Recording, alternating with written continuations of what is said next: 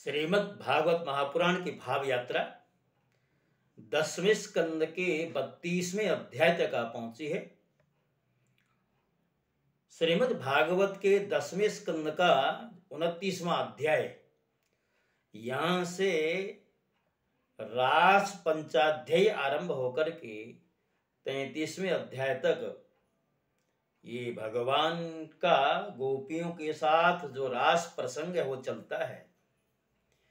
यद्यपि रास के मध्य में ही जब गोपियों को मान हुआ, अभिमान हुआ, अपने सौंदर्य पर एक तरह से घमंड हुआ, तो भगवान गोपियों के मध्य से अंतर्धान हुए और जैसे ही गोपियों ने वन में अन्वेषण किया, वृक्ष लता पताकाओं से पूछना आरंभ किया, वन में काफी समय तक दर दर भटकने के पश्चात भी जब भगवान की कोई खबर नहीं मिली, तो उन्होंने वृंदावन की रमण रेती की जो पावन भूमि है, पावन पुलिन है, वहीं पर आकर के सुंदर गीत के माध्यम से भगवान की पुकार की। ये सारा का सारा जो प्रसंग है वो 31वें अध्याय तक चला। अब 32वें अध्याय के आरंभ में सुखदेव जी राजा परीक्षित को बताते हैं कि राजन, गोपियों की पुकार सुनने के पश्चात भगवान इस 32वें अध्याय में प्रकट होते हैं और गोपियों को पुनः रास का आनंद प्रदान करते हैं। पिछले अध्याय को निरंतरता देते हुए कहा, इति गोप्यः प्रगायन्त्यः प्रलपन्त्यश्च चित्रधा रुरुदुः सुस्वरम राजन कृष्ण दर्शन लालसाः। अर्थात राजन, भगवान की प्यारी गोपियां विरह के आवेश में इस प्रकार भांति भांति से गाने और प्रलाप करने लगी। अपने कृष्ण प्यारे के दर्शन की लालसा से वे अपने को रोक न सकी, करुणाजनक सुमधुर स्वर से फूट फूट कर रोने लगी। ठीक उसी समय उनके बीचों बीच भगवान श्री कृष्ण प्रकट हुए। उनका मुख कमल मंद मंद मुस्कान से खिला हुआ था, गले में वनमाला थी, पीतांबर धारण किए हुए थे।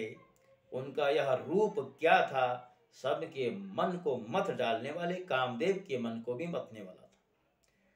कोटि कोटि कामों से भी सुंदर, परम मनोहर, प्राण वल्लभ श्याम सुंदर को आया देख गोपियों के नेत्र प्रेम और आनंद से खिल उठे। वे सब के सब एक ही साथ इस प्रकार उठ खड़ी हुई, मानो प्राणहीन शरीर में दिव्य प्राणों का संचार हो गया हो। एक गोपी ने बड़े प्रेम और आनंद से श्री कृष्ण के कर कमल को अपनी दोनों हाथों में लिया और वह धीरे धीरे उसे सहलाने लगी। दूसरी गोपी ने उनके चंदन चर्चित भुजदंड को अपने कंधों पर रख लिया। तीसरी सुंदरी ने भगवान का चबाया हुआ पान अपने हाथों में ले लिया। चौथी गोपी, जिसके हृदय में भगवान के विरह से बड़ी जलन हो रही थी, बैठ गई और उनके चरण कमलों को अपने वक्षस्थल पर रख लिया। पांचवी गोपी प्रणयकोप से बेउहल होकर भौहें चढ़ाकर दांतों से होठ चबाकर अपने कटाक्ष बाणों से बीधती हुई इनकी ओर ताकने लगी। छठी गोपी अपने निर्निमेष नयनों से उनके मुख कमल का मकरंद रस पान करने लगी। परंतु जैसे संत पुरुष भगवान के चरणों के दर्शन से कभी तृप्त नहीं होते, वैसे ही वह उनकी मुख माधुरी का निरंतर पान करते रहने पर भी तृप्ति नहीं होती थी।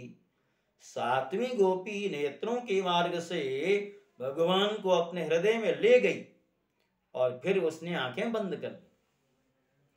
अब मन ही मन भगवान का आलिंगन करने से उसका शरीर पुलकित हो गया, रोम रोम खिल उठा और वह सिद्ध योगियों के समान परमानंद में मग्न हो गई।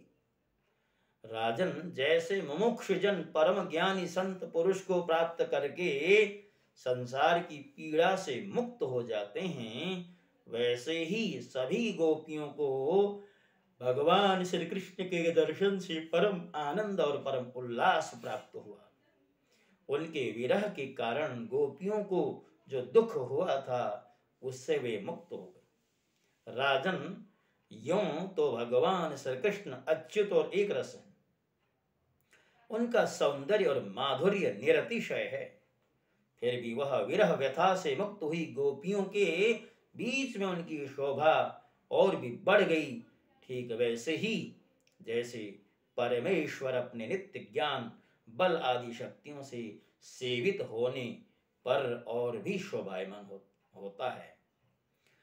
इसके पश्चात भगवान श्री कृष्ण ने उन ब्रज सुंदरियों को साथ लेकर यमुना जी के पुलिन में प्रवेश किया। उस समय खिले हुए कुंद और मंदार के पुष्पों की सुरभि लेकर बड़ी ही शीतल और सुगंधित मंद मंद वायु चल रही थी और उसकी महक से मतवाले होकर भौरे इधर उधर मंडरा रहे थे। शरद पूर्णिमा के चंद्रमा की चांदनी अपने निराली ही छटा दिखा रही थी। उसके कारण रात्रि के अंधकार का तो कहीं पता ही न था, सर्वत्र आनंद मंगल का ही साम्राज्य छाया था। वह पुलिन क्या था, यमुना जी ने स्वयं अपनी लहरों के हाथों भगवान की लीला के लिए सुकोमल बालुका का रंगमंच बना दिया था। राजन, भगवान श्री कृष्ण के दर्शन से गोपियों के हृदय में इतने आनंद और इतने रस का उल्लास हुआ कि उनके हृदय की सारी आदि व्याधि मिट गई। जैसे कर्म कांड की श्रुतियां उसका वर्णन करते करते अंत में ज्ञान कांड का प्रतिपादन करने लगती हैं और फिर वे समस्त मनोरथों से ऊपर उठ जाती हैं, कृत्य कृत्य हो जाती हैं, वैसे ही गोपियां भी पूर्ण काम हो गईं। अब उन्होंने अपने वक्षस्थल पर लगी हुई रोली केसर से चिन्हित ओढ़नी को अपने परम प्यारे सुहृद श्री कृष्ण के विराजने के लिए बिछा दी। बड़े बड़े योगेश्वर अपने योग साधन से पवित्र किए हुए हृदय में जिनके लिए आसन की कल्पना करते हैं, किंतु फिर भी अपने हृदय सिंहासन पर बिठा नहीं पाते, वही सर्वशक्तिमान भगवान यमुना जी की रेती में गोपियों की ओढ़नी पर बैठ गए। सहस्र सहस्र गोपियों के बीच में उनसे पूजित होकर भगवान बड़े ही शोभायमान हो रहे थे। राजन, तीनों लोकों में तीनों कालों में जितना भी सौंदर्य प्रकाशित होता है वह सब तो भगवान के बिंदु मात्र सौंदर्य का आभास भर है। वे उसके एकमात्र आश्रय हैं। भगवान श्री कृष्ण अपने इस अलौकिक सौंदर्य के द्वारा उनके प्रेम और आकांक्षा को और भी उभार रहे थे। गोपियों ने अपनी मंद मंद मुस्कान, विलासपूर्ण चितवन और तिरछी भौहों से उनका सम्मान किया। किसी ने उनकी चरण कमलों को अपनी गोद में रख लिया तो किसी ने उनके कर कमलों को। वे उनके संस्पर्श का आनंद लेती हुई कभी कभी कह उठती थी, कितना सुकुमार है, कितना मधुर है। इसके पश्चात श्री कृष्ण के छिप जाने से मन ही मन तनिक रूठकर उनके मुंह से ही उनका दोष स्वीकार कराने के लिए वे कहने लगी, भजतो नो भजन्ते क एक एतद विपर्ययम नोभयांश्च भजन्ते क एतन्नो भूय साधवोः। गोपियां कहती हैं कि हे नटनागर, कुछ लोग तो ऐसे होते हैं जो प्रेम करने वालों से ही प्रेम करते हैं और कुछ लोग प्रेम न करने वालों से भी प्रेम करते हैं, परंतु कोई कोई दोनों से ही प्रेम नहीं करते। प्यारे, इन तीनों में तुम्हें कौन सा अच्छा लगता है? भगवान कहते हैं, मेरी प्यारी सखियों, जो प्रेम करने पर प्रेम करते हैं उनका तो सारा उद्योग स्वार्थ को लेकर के, लेन देन मात्र है। न तो उनमें सौहार्द है, न तो धर्म है। उनका प्रेम केवल स्वार्थ के लिए ही है, इसके अतिरिक्त उनका और कोई प्रयोजन नहीं। सुंदरियों, जो लोग प्रेम न करने वालों से भी प्रेम करते हैं, जैसे स्वभाव से ही करुणाशील सज्जन और माता पिता, उनका हृदय सौहार्द से, हितैषिता से भरा रहता है, और सच पूछो तो उनके व्यवहार में निश्चल सत्य एवं पूर्ण धर्म भी है।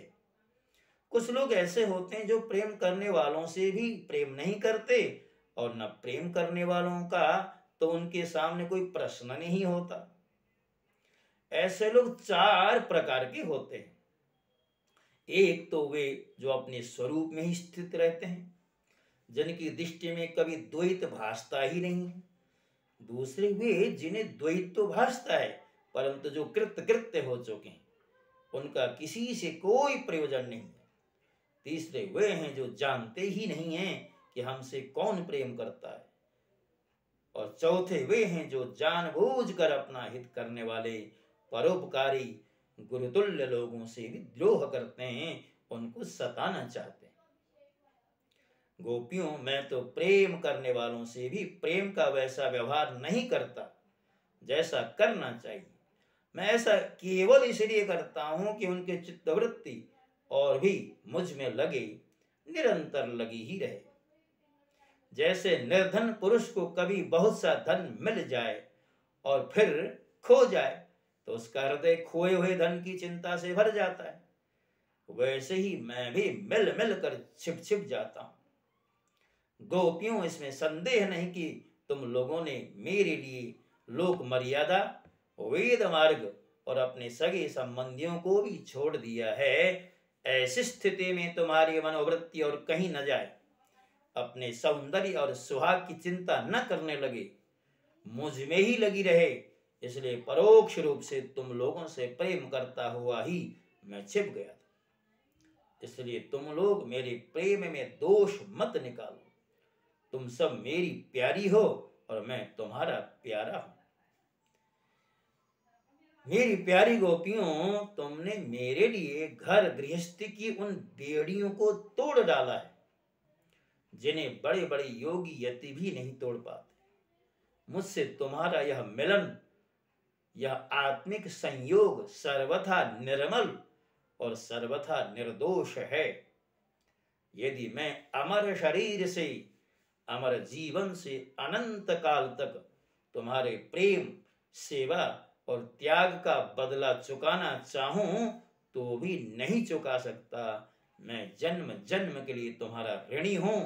तुम अपने सौम्य स्वभाव से, प्रेम से मुझे ऋण कर सकती हो, परंतु मैं तो तुम्हारा ऋणी ही हूं।